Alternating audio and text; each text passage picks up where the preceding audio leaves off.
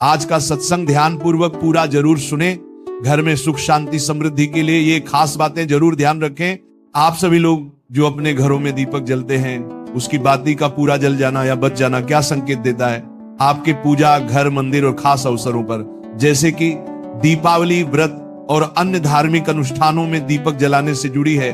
क्या कभी सोचा होगा या देखा होगा कि जब आप दीपक जलाते हैं तो वो आपके जीवन में कौन से संकेत दे रहा है? क्या आपकी दीपक की बाती पूरी तरह से जल जाती है या वह आध जली रह जाती है? और क्या दीपक की बाती पर फूल बनने का क्या अर्थ क्या होता है? क्या आपको पता है कि पहले से जले हुए दीपक में बाती जलाना आपकी परेशानियों का कारण हो सकता है या नहीं? और कितने समय तक, कितने सालों तक एक ही दीपक का उपयोग करना शुभ माना जाता है या अशुभ? आज हम इन सभी रहस्यों का पर्दाफाश करेंगे और जानेंगे कि दीपक आपके जीवन में खुशहाली या बाधाएं कैसे ला सकता। तो भक्तों, आपको जानकर हैरानी होगी कि आप अपने पूजा घर के मंदिर में दीपक जलाते समय अगर ये गलती करते हैं तो आपको इसका परिणाम जरूर भुगतना ही होगा। दीपक की बाती का पूरा जल जाना और बाकी का बच जाना भी अलग अलग संकेत देता है, जो आपके लिए जानना बहुत जरूरी है।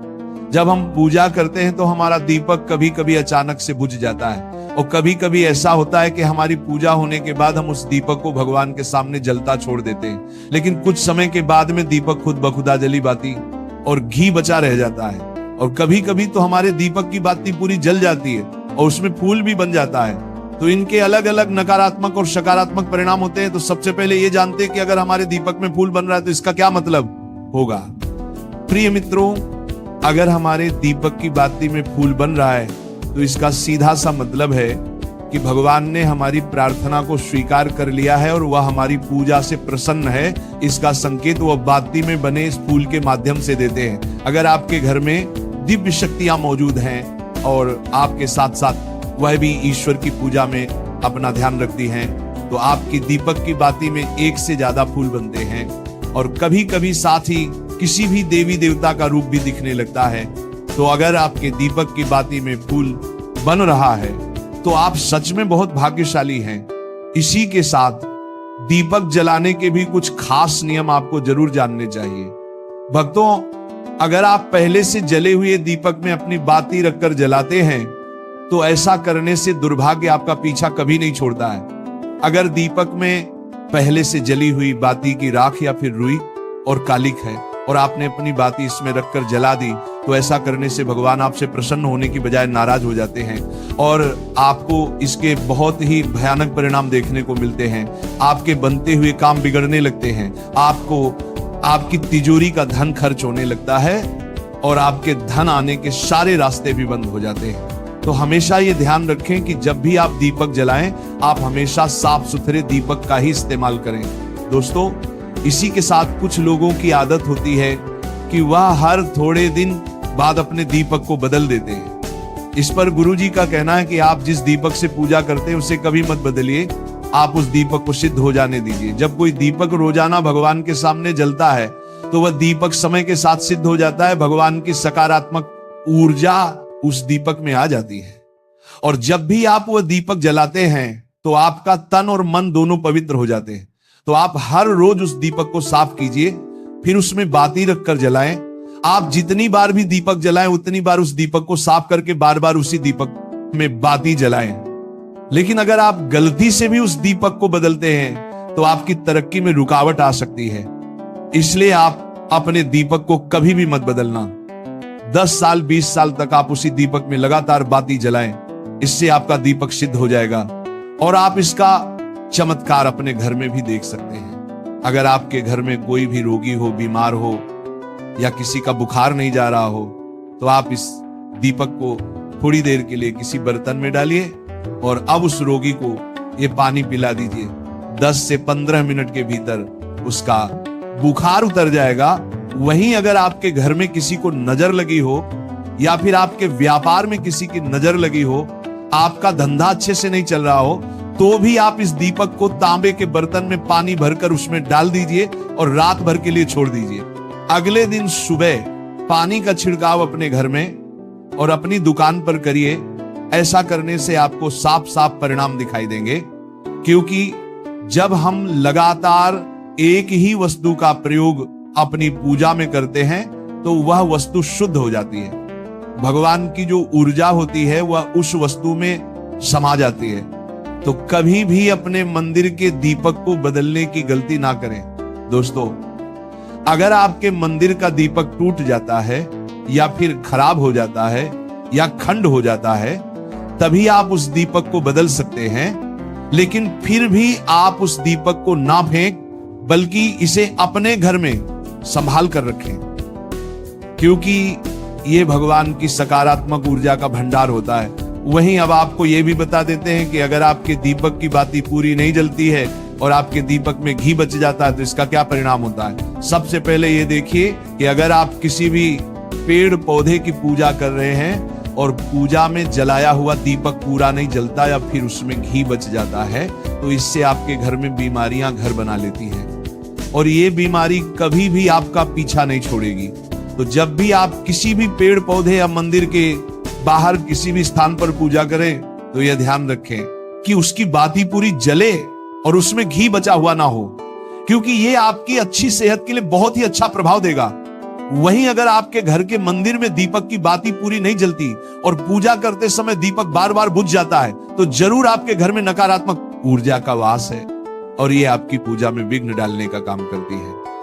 दोस्तों, हमारे घर में अगर कोई बुरी शक्ति होती है या फिर कोई ऐसी ऊर्जा होती है जो ये नहीं चाहती कि आपके घर में भगवान की कृपा हो और सकारात्मक ऊर्जा हो, तो ये आपकी पूजा सफल नहीं होने देती, क्योंकि भक्तों एक वातावरण में एक ही तरह की ऊर्जा रह सकती है, या तो सकारात्मक या नकारात्मक। जो बुरी शक्तियां होती हैं वह ये कभी भी नहीं चाहती कि आपके घर में देवी देवताओं की कृपा हो। अगर आपके घर में भगवान ने अपनी कृपा की तो उन बुरी शक्तियों और ऊर्जा का प्रभाव खत्म हो जाएगा। इसलिए ये शक्तियां चाहती हैं कि आपकी पूजा में रुकावटें आए। इन्हीं के प्रभाव से हमारा दीपक बार बार बुझ जाता है या फिर दीपक की बातें पूरी नहीं जलती। इस सब से बचने के लिए आपको सच्चे मन से भगवान का स्मरण करना चाहिए। जब भी आप दीपक जलाएं, भगवान से प्रार्थना करें कि आपके आसपास जितनी भी नकारात्मक ऊर्जा हो वो आपसे दूर रहे और भगवान की कृपा आप पर बनी रहे। ऐसी शक्तियों से बचने के लिए जब भी आप दीपक जलाएं, गंगा जल से एक गोल घेरा बना लें और उस घेरे में दीपक को रखें, क्योंकि दोस्तों गंगा जल को बहुत ही पवित्र माना गया है और महादेव का वरदान भी गंगा जल को प्राप्त है। गंगा जल में सबसे पहले तो कोई भी बुरी शक्ति प्रवेश नहीं कर सकती, इसलिए गंगा जल कभी खराब नहीं होता और हर तरह की ऊर्जा को सकारात्मक ऊर्जा में बदल देता है। अगर आप गंगा जल से बने गोल घेरे में दीपक को रखेंगे तो ये आपकी पूजा में किसी भी शक्ति को बाधा नहीं बनने देगा और कोई भी नकारात्मक शक्ति आपके दीपक को बुझा नहीं पाएगी। आप निर्विघ्न अपनी पूजा संपन्न कर पाएंगे और देवी शक्तियां भी आपके जीवन में अपनी कृपा और आशीर्वाद बनाए रखेंगी। ये जो हमें दुख मिलते हैं ना, ये पाप के कारण मिलते हैं। लोग मारे घूम रहे हैं, दुख मिटाने के लिए सोचते हैं कोई जादू कर दे, कोई टोना कर दे, कोई जंतु बांध दे, कोई आशीर्वाद दे दे। अरे काहे को पागल हो? यदि तुम अच्छे आचरण करते हो, भगवान नाम जप करते हो, सधर्म से चलते हो, तो तुम्हें किसी से आशीर्वाद मांगने की जरूरत नहीं। बात मान लीजिए, प्रार्थना मान लीजिए। दिखावे में लाखों लोग अपने जीवन को नष्ट करने के लिए तैयार हैं। ये माया का ही तो दिखावा है जिसमें जन्म के जन्म हमारे नष्ट होते जा रहे हैं। सत्य मार्ग को क्यों नहीं पकड़ते हो? किसी के आशीर्वाद की जरूरत नहीं आपको आनंद प्राप्ति के लिए। आप आनंद के बच्चा हो, आनंद स्वरूप हो, जिनसे आशीर्वाद मांगते हो। उनके अंदर जो आत्म तत्व बैठा है वह तुम्हारे अंदर बैठा है, वही संपूर्ण आनंद लिए तुम्हारे अंदर बैठा है। तुम्हें किसी से गिज्ञाने की जरूरत नहीं। बस तुम अपने स्वरूप को नहीं पहचान पा रहे हो, अपनी शक्ति को जागृत नहीं कर पा रहे हो, इसलिए तुम दौड़े घूम रहे हो। भागने की जरूरत नहीं है। सत्संग सुनो, उसे अपने आचरण में उतारो।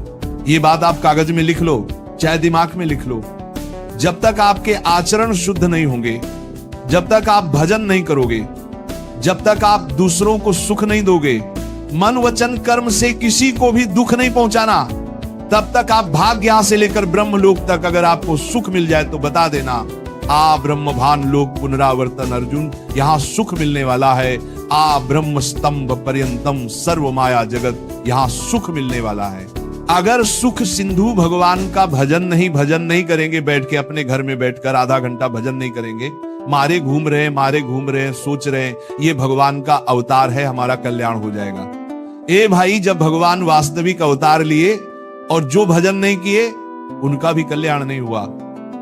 भगवान के अवतार के समय हम भी रहे होंगे, कहीं ना कहीं किसी जीव जंतु के कल्याण हुआ क्या?